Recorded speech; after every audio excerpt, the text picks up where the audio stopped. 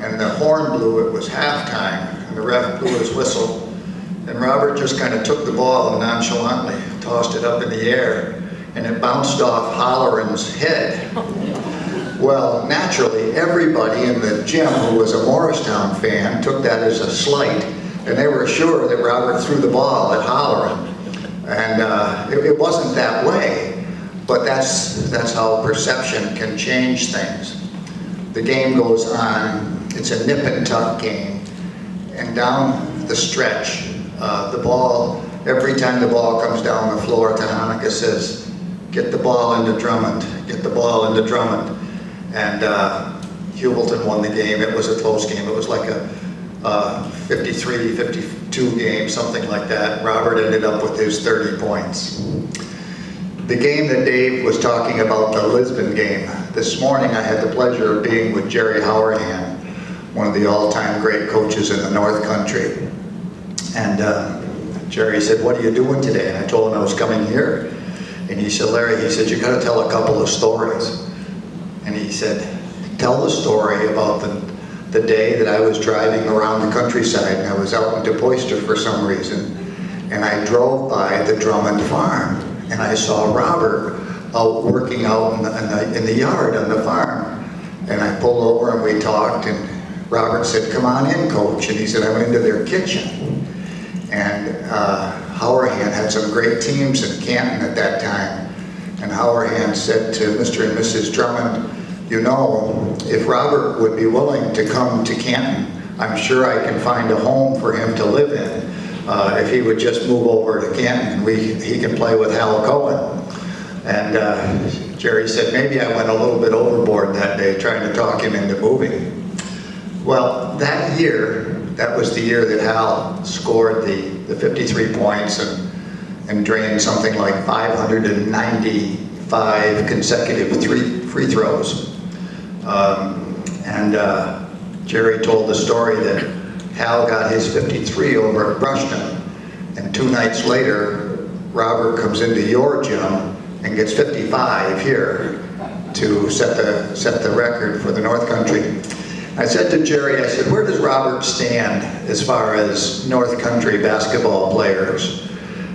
And Jerry said, well, he said, probably number 1 is Mike Seymour. And he said, probably number 2 is Hal Cohen. And he said, Robert is right there at 3, 4, or 5 in terms of his contribution to North Country basketball. Sometimes these Hall of Fame ceremonies can be minimized. I know there are people in this gym who are my age, and my dear friend Wes Stitt, who I love with all my heart, is here, and he's a little older than I am. But it's important to put these events, these ceremonies in perspective, and to realize why they really are so important. And I think just a couple of days ago, the great Mike Nicholas, the football coach, wrestling coach, track coach, baseball coach from Messina died. And he holds the record of most consecutive football victories in New York State history, right here in Messina, New York. But in the North Country, we have other legendary coaches. Bill Myrna from Ogdensburg, Bill Lewis from Potsdam, Jerry Howerhan, who I mentioned, Fran Holloran from Morristown, Frank LaFaltz from Gouverneur, and Jerry Welch from Messina, so many others. I know I'm leaving out Charlie Folsom from Harrisville, and so many great coaches. You were privileged here in Heuvelton to have one of the all-time greats. You had John Tahanaka, and he is on that pantheon of great coaches in the history of the North Country, and Robert had the privilege of playing for him. The last thing I want to mention, you know, athletics are really important, and Heuvelton has a record, a fantastic record, of having a great FFA program. You have a terrific history of having had fantastic music programs. Your academic excellence would be the equal of any school in the North Country per capita over the years. And your sports program is really tremendous. Just look at say the last 50 years, something like that. It's been remarkable, the success that Heuvelton has had. But I know Robert Drummond. I know him as a man of integrity, honor. Mr. Lalonde described all of Robert's characteristics. It's as if he was describing Robert. In a way, he was describing himself and what he hoped for his sons, I believe. But integrity, honor, hard work, determination, teamwork, sacrifice, caring for other people, giving your word and keeping your word, interest in one's fellow human being. The people who go into the Hall of Fame for how many points they scored against Lisbon, that's a nice thing. But if you walk down the streets of Heuvelton today, you're going to talk to a lot of young people who really wouldn't care less about how many points a guy from 1975 scored against Lisbon. But if they met the man and realized what he represented, that would be very meaningful. So you have two softball teams going in, and they have to make decisions about what they represent. That's what really matters, what people can be counted upon for in terms of their character. And so Robert is going into the Hall of Fame, and that's really great for his athletic prowess. But there are some things that are far more important than that, and I'm proud to be here and have some small part to acknowledge that and the tradition and the legacy for which Heuvelton stands. Thank you very much.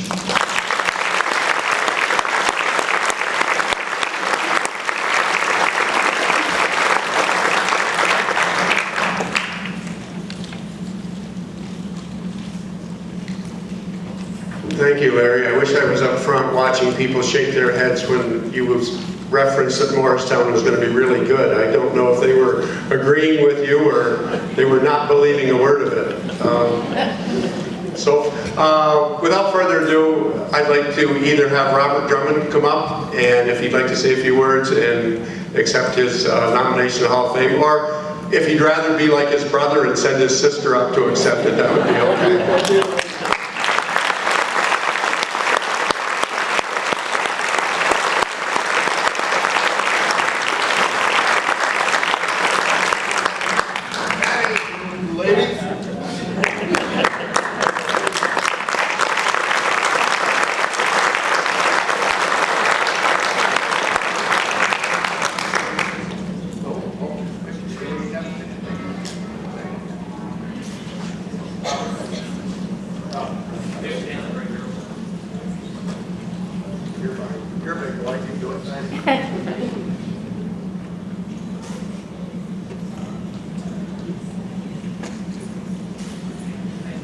While I finish Robert's picture, one thing that he wanted me to make sure you understand, 55 points without that cheater three-point line, that just adds him up in a hurry. He didn't have that, and he fouled out. That was the only game he fouled out. So.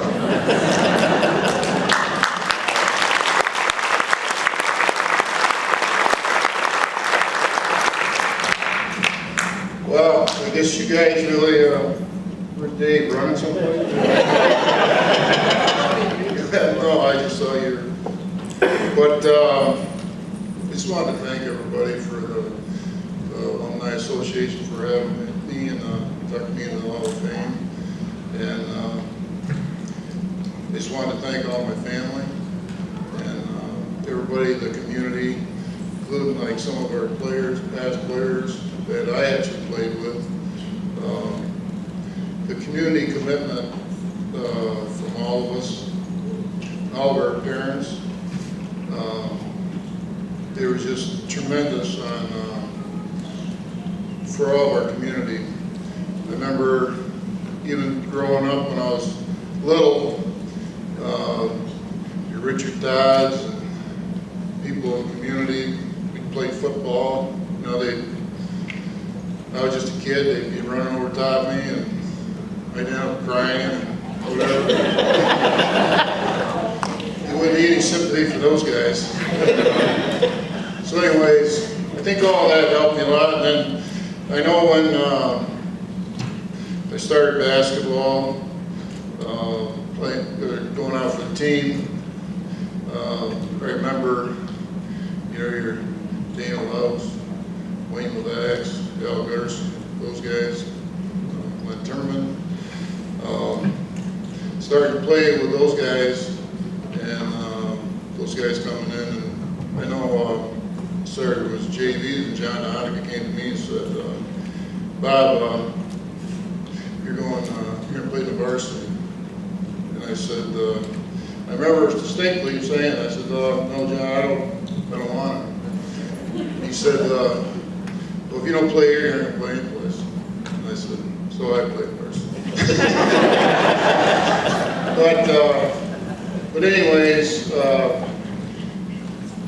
like I said, with all the commitment from our players and the players of our teams that we had, it just unbelievable amount of support from our family. And I like to recognize the girls team as well as they're playing. I know there's a lot of commitment to it, a lot of time in practice, and I know we've gone to a lot of run again someplace. We call it TikTok. I don't know where he ever got that name. I don't know if it was from his, if he's either nervous or we just told him to hurry up a little bit. I forget what it was. But anyways, anything that we ever did, we couldn't have done without our whole team. And John Hanukkah was a great influence on everything as far as of us boys growing into men coming out of there from Heuvelton. I know it's 40 years. It doesn't seem like it's 40 years ago that I was here, but I saw some of our classmates coming in. Keith Mack, he's brought his son. It's amazing, but Keith was always the guy who was on the side. He always liked that sideboard shot from about 25, 30 feet out. Remember that, Keith? That was his shot. But Dave and Randy Main, some of those guys, Dave Masters. I remember when we went to camp, a few of us guys, a picture out there, we went, Julius Irving was there, and stuff like that, you go to a camp and you see a lot of these Division I players. Like that particular year, you might as well date myself, but Julius Irving was there, and we learned a lot. We went to that camp, we all had fun, and had a great time. But so that's it. I just make it sweet and short. Dave and Larry kind of pretty much said everything else. But I thank everybody, and again, it's a pleasure to be here, and the 40 years of other classmates of mine, it's great to see them all. It's just unbelievable. It seems like yesterday. Thank you.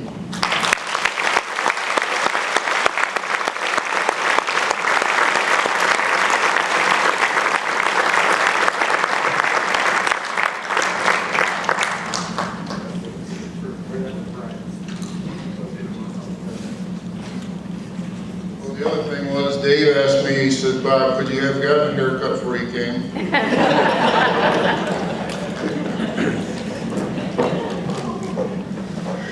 Thank you, Bob.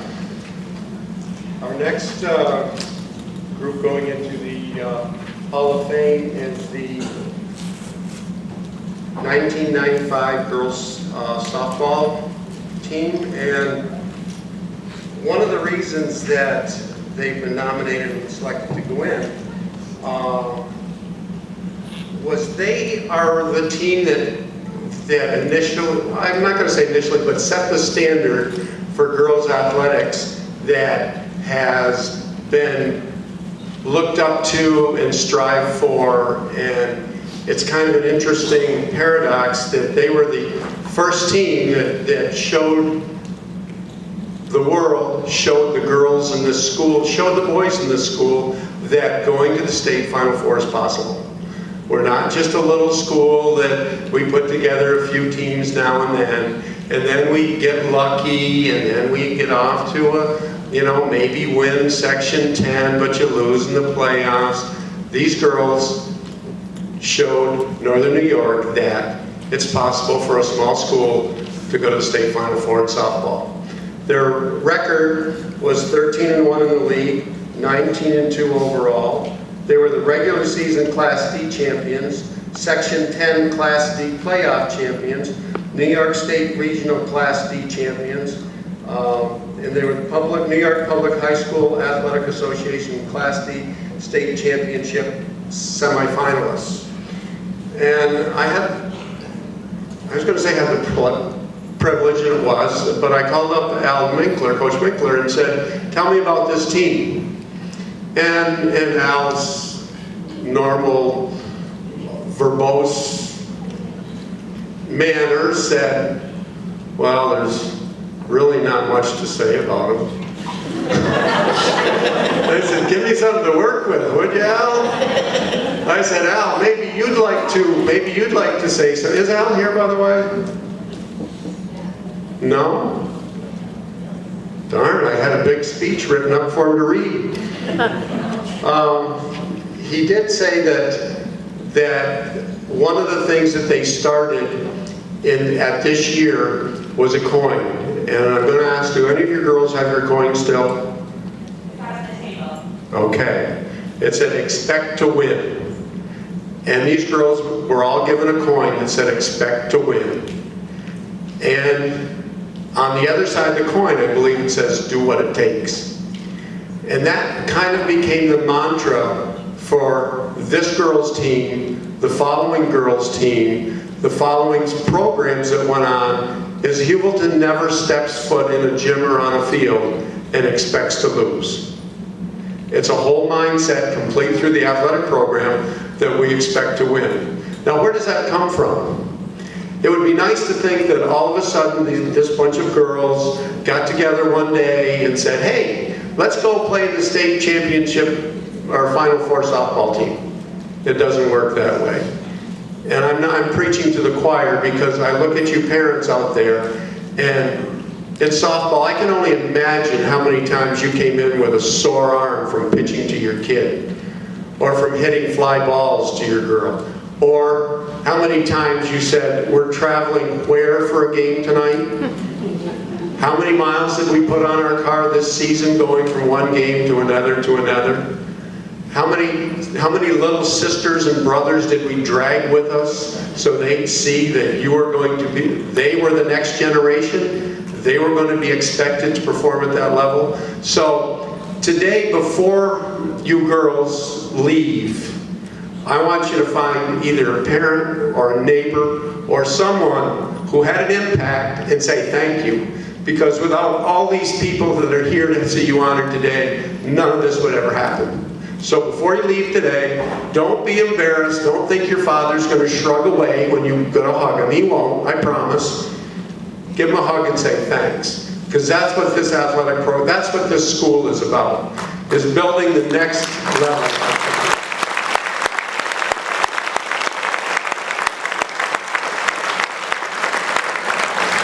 So there seemed to be a little confusion about what it takes to really be a winner. And I've asked several of the girls, and they all disavow all knowledge of how it started or what it was, but I'm sure that our school administration would be pleased to know that at every game they had Red Dog beer tattoos on their arm. I asked them where they came from. We don't know. Who got them for you? We don't know. But somehow every game these girls show up with little Red Dog beer tattoos. I assume it came from an older brother or sister. Let's just make that assumption. I do want to bring these girls up. I'm going to read if they would come up, I'm going to read their name and the grade they were in. You'll see a couple of interesting things as we read the grade pattern. There were only 2 seniors on this team that went to the state final four. So if they would come up at this time, that would be great. Crystal Jackson, who was a junior at the time. Laureen LaCharity, which was a junior at the time. Jennifer Todd. We'll be back.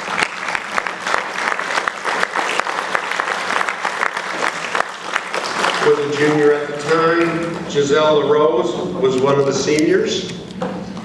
Nicole Levac. They don't move as fast as they did 20 years ago.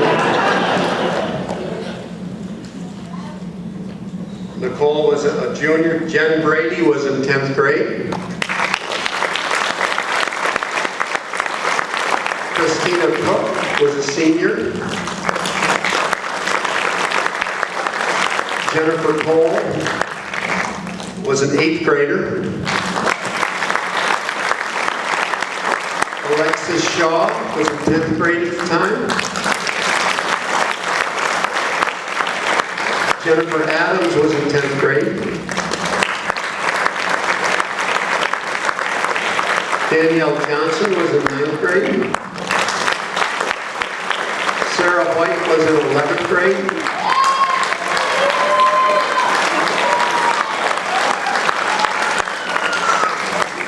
Do you want to say something to your fans, Sarah? And Colleen Downing was in 11th grade.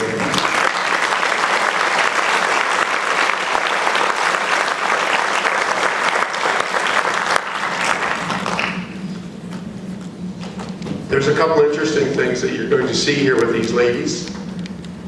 We have one of these ladies is the 3rd generation of White put into the Hall of Fame. That's Sarah. Her grandfather is in, her uncle is in, and now Sarah is in. So we have 3 generations.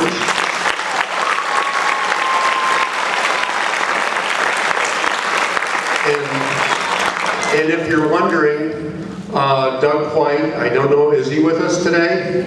Doug's in the back. Doug has been to more athletic competitions than probably everybody in this building combined, even though you went to every one of your child's. Because Doug has been to every one of your child's games. He's convinced Evelyn that a hot dog and a Pepsi is fine dining because they go out 3 or 4 times a week. I can remember where they were sitting when I played.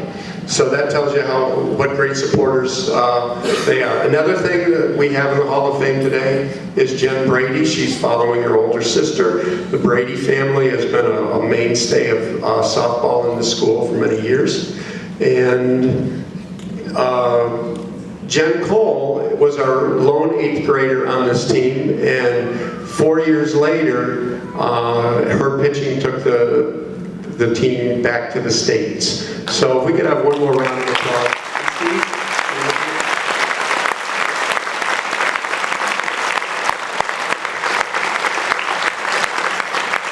Steve is going to help. We have certificates for these girls and a baseball cap.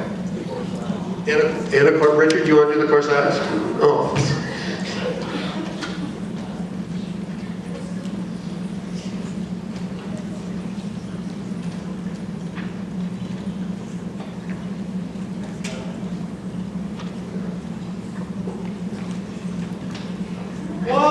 Not for your favorite club.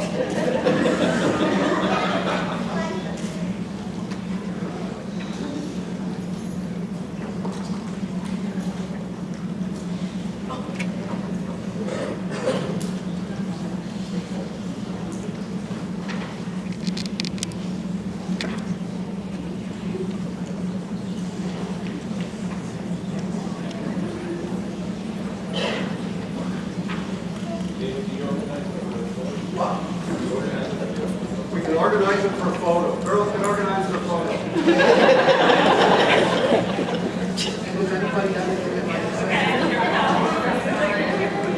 Nobody wants to stay on the front of us and all that. We got our red dog next to mine right now. Oh, thank you.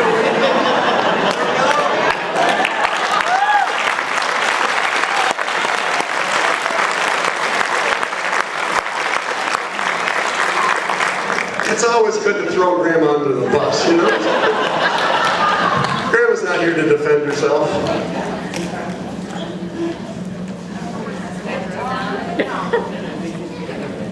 Only get down when you're back up.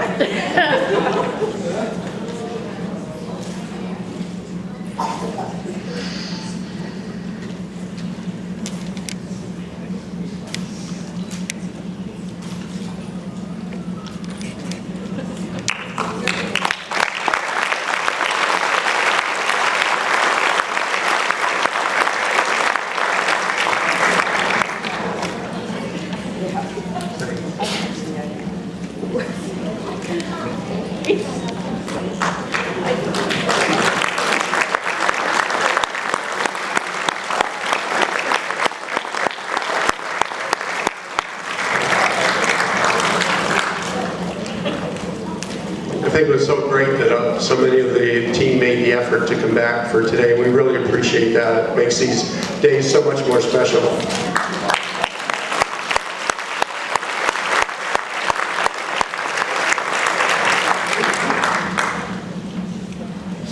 Our next group going in, once again, breaks the rules. One rule is that you have to be out of school 10 years before we'll even consider you for the Hall of Fame. That kind of got waylaid. We decided that, you know, it's pretty much a no-brainer. You're going to put the New York State champions in the Hall of Fame.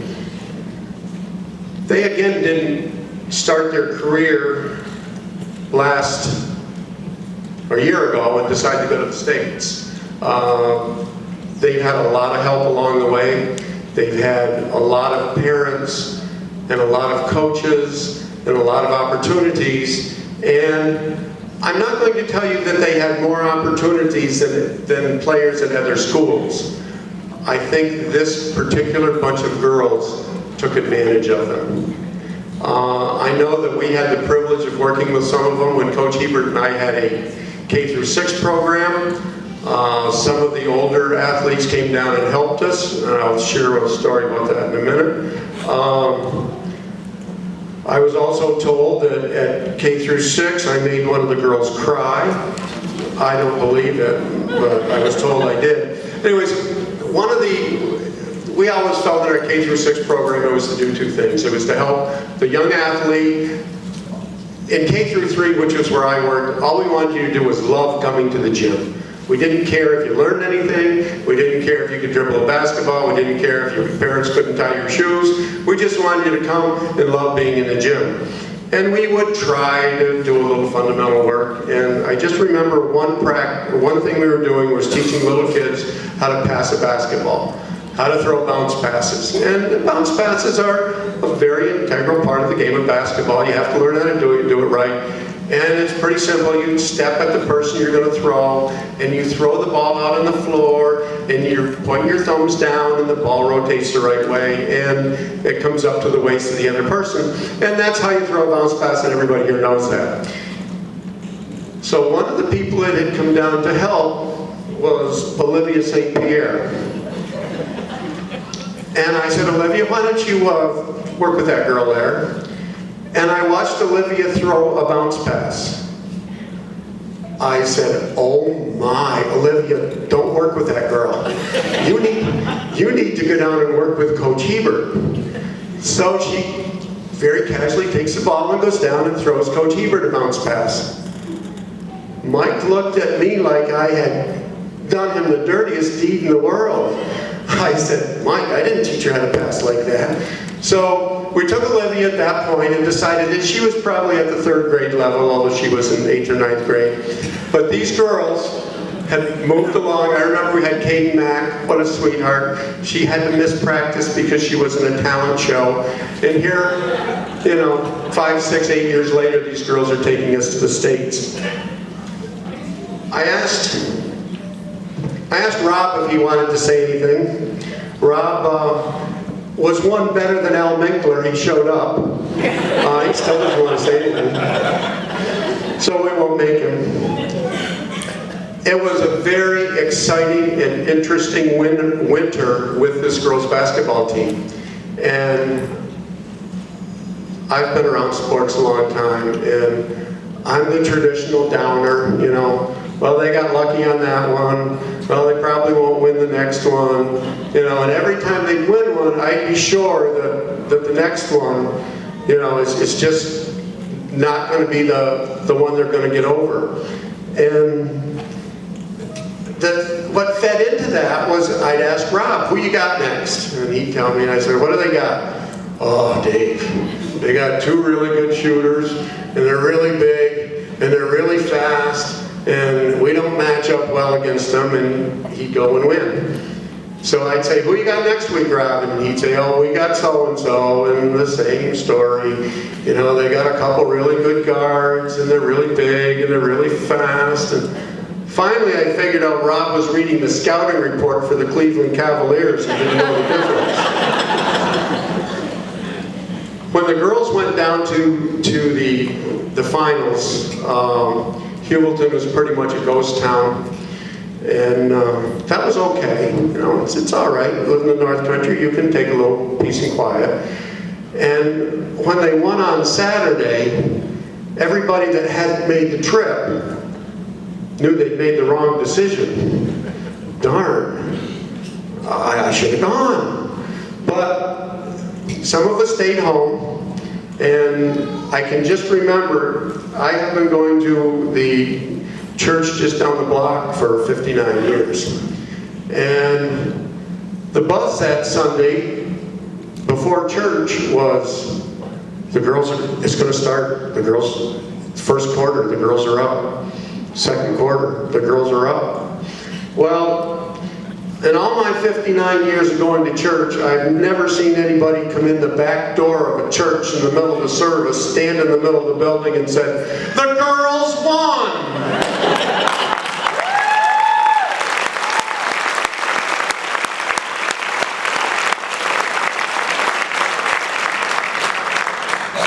Our pastor said, "Hallelujah! Now can I go on?" Well, we let him go on after we got the update on the score and all that was going on. But that was a pretty neat time to be in church, to have a final announcement made. Word came later that afternoon that the girls are coming back into town, and we should be around to greet them. And I thought it was a great idea. Evidently, so did the rest of St. Lawrence County. Anyway, I stood at the foot of the hill and watched cars and trucks come over the bridge, and I kept count. 31 other communities sent people to honor Heuvelton.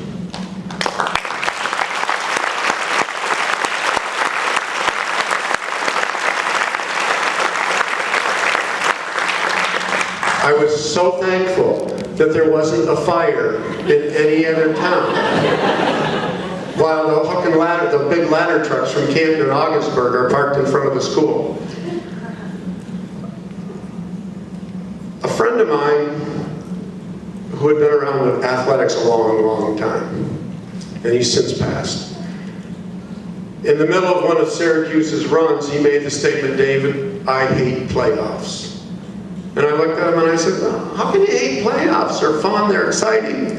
He said, "Because it's the only place where we want to make losers out of 99% of the people that participate." And I thought, yeah, that's what playoffs do. And then, when you have a team that comes back from winning it all, you see the other side. And you go, as long as you win, playoffs are really, really great. So, I know that we have some awards for the girls. They collected awards all over, individual awards. You saw names in the paper as we read down the roster. There's a couple of great things that are happening. This team went to the States. Do not be surprised, even with Rob the pessimist, these people go back to the States. Again, these girls, as I told the other team, find someone today and tell them thank you. You didn't do it by yourself. A couple things that I'm going to have come up first is Rob Powers. He's the coach, Rob. I'm going to have you come, because that way you'll get to shake their hand and tell them how great they are all by yourself over there. And Coach Austin Wheatfall.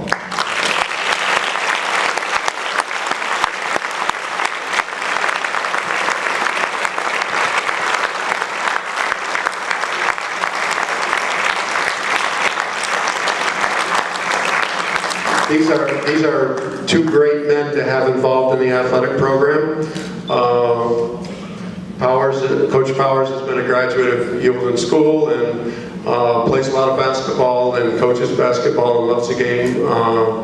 Coach Wheatfall, I got acquainted with him at Canton when I was able to coach modified football with him. He came to Heuvelton, found a home in the coaching ranks, and we love to have him as part of our coaching staff.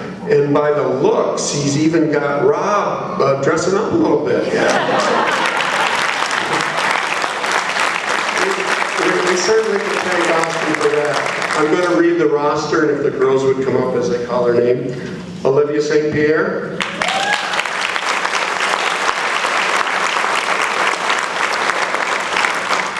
Kylie Piercy.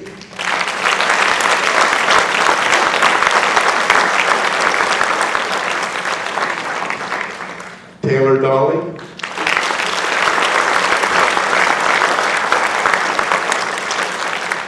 Gabby Johnson.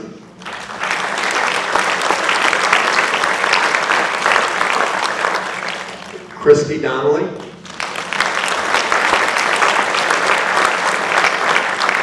Miranda Donnelly. Alex Steele.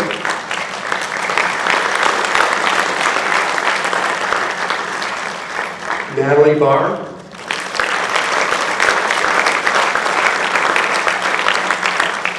Paige McCormick.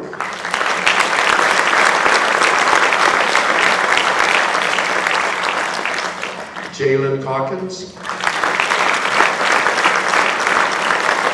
Aaron Sherwood.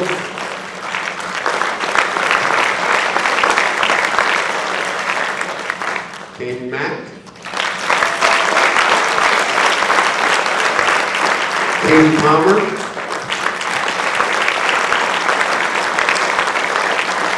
Paige Weston. Kayla Warren. Madison McCormick.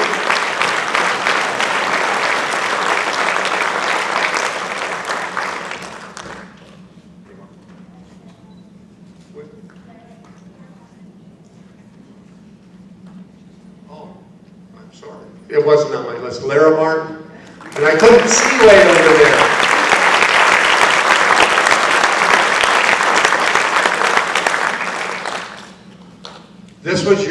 This is your 2015 New York State Class D championship, all dressed up.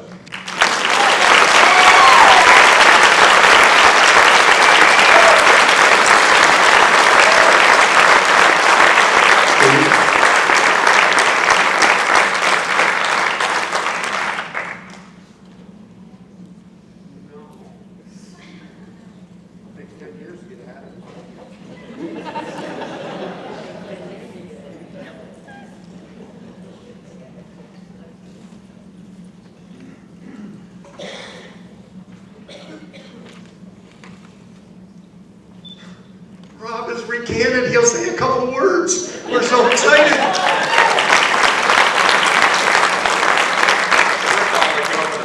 I thought those were cupcakes. Just kind of going on with the themes we're talking about today, talking about community and family. We can choke up again. But what we have here is a collection of ladies that not only won a state title, they won the Ed Bush Sportsmanship Award, which shows that they are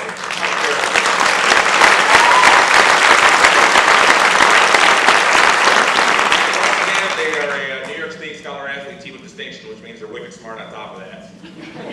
Which is, it's kind of funny because it always ties back at the beginning of every season. I tell the girls we want to aspire to be the Wizard of Oz. And they say, what do you mean by that, Coach? Do you want to have courage, you want to have heart, you want to have brains? And this team epitomizes that in spades. So I just want to thank you guys, thank the Alumni Committee, the parents especially, my family, such support is unbelievable. My poor wife, who during basketball season sees the light on in the office at 2 o'clock in the morning, she shakes her head and goes back to bed. But really to thank you guys, this community, because it takes community to raise a child, and this is what you guys have done. So thank you guys for everything that you have done, and keep doing what you're doing. It's working. Thank you.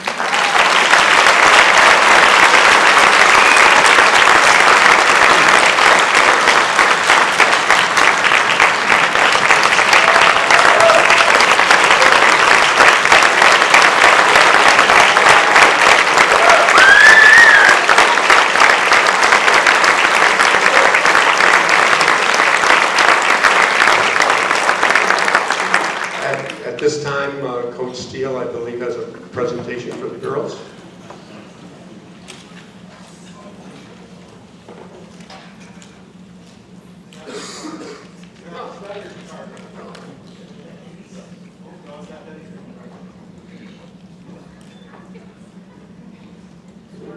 Dave's right about one thing. Sometimes he can be a downer.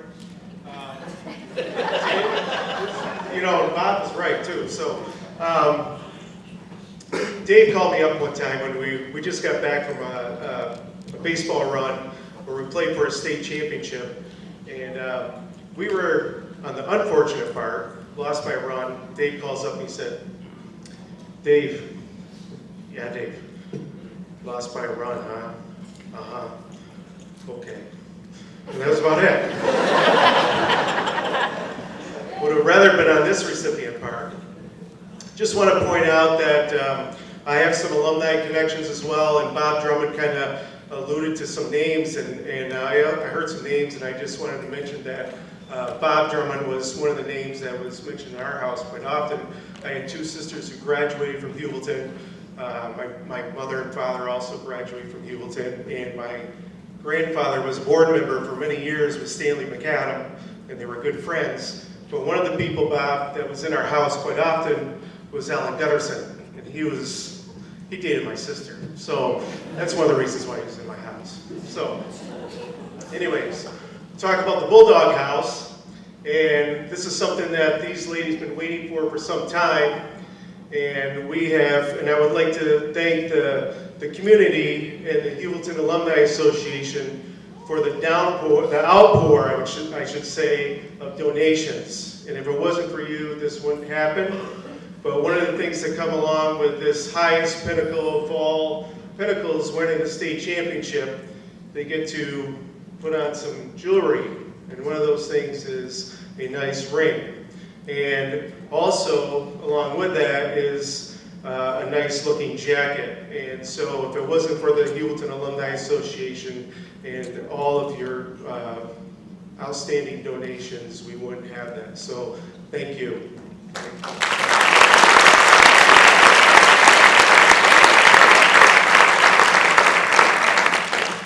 Now, I would love to have the jackets up here, so I don't know if someone can help maybe bring the jackets to the table, and then we can kind of hand those out when we do the rings. This is known and not in any particular order, okay? So as I reach in and grab out a box, is the ring, and all of the nice jackets still have the proper plastic on them, and we will just read them off as we go. So. Here, I'll take here. No, me. Mark?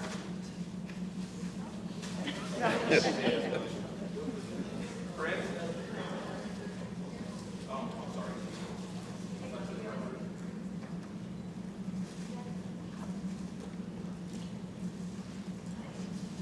Taylor Dahl? Me? Oh, Steve. Natalie?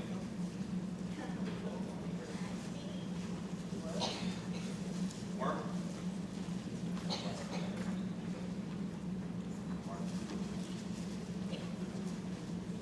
Gabby?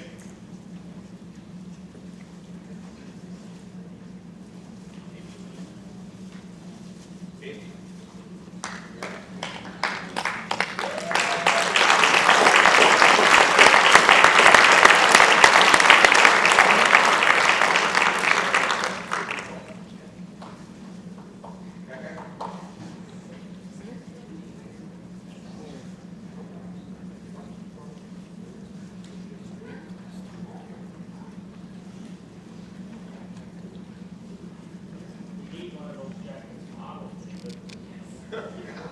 Somebody's got to put one of those jackets on. All right, Kylie,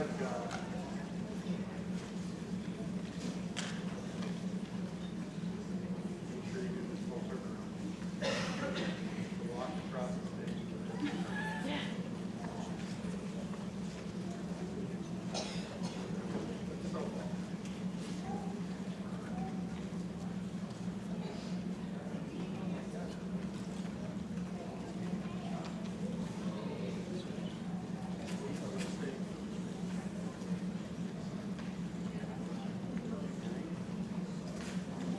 So I get the opportunity to say, girls, congratulations, you are New York State basketball champions.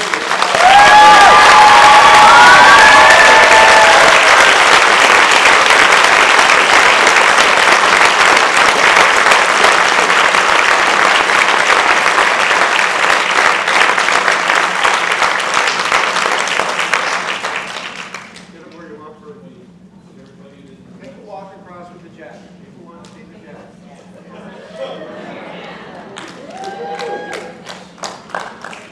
Girls, will you get together for a picture right in front of you? Each all 3 rows. All 3 rows, first row down.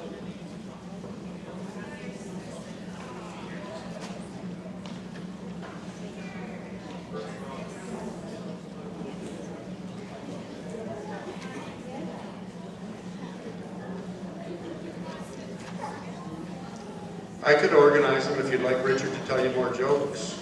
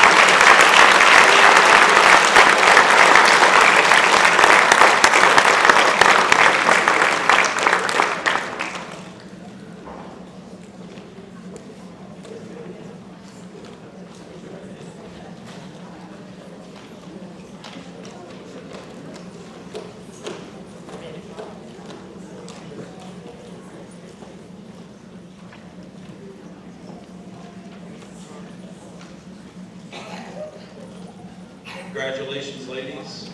We're all very proud of you. Just so you know, so some people may not know this, but after they won, we were approached, the Alumni Association was approached to see if we could help raise funds to buy the jackets and the rings. And they were going to be about $5,000, so we offered to help. And along with our little efforts, I know Renee Palmer made the $1,000 selling T-shirts, and they had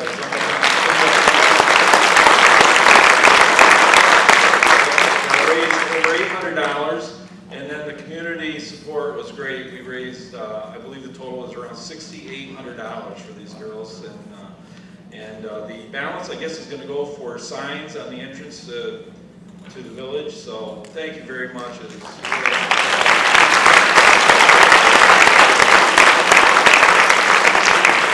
feel sorry for Dave Kinsley for not making that trip, because Sue and I went down, and I'm telling you, it was the thrill of a lifetime. So. Pray for me, Dave. Okay, at this time, we're honored to have Senator Patty Ritchie here today, who is an alumni of Heuvelton Central School, and she would like to say a few words.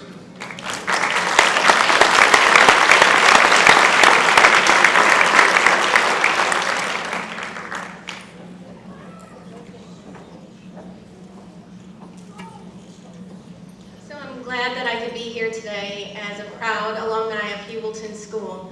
And I have to tell you, as a New York State Senator, I've had an opportunity to recognize a lot of tremendous people in Albany in the Senate chamber. But personally, when the girls came to Albany, was the proudest moment for me to be able to recognize our girls for their hard work and their sportsmanship on and off the floor.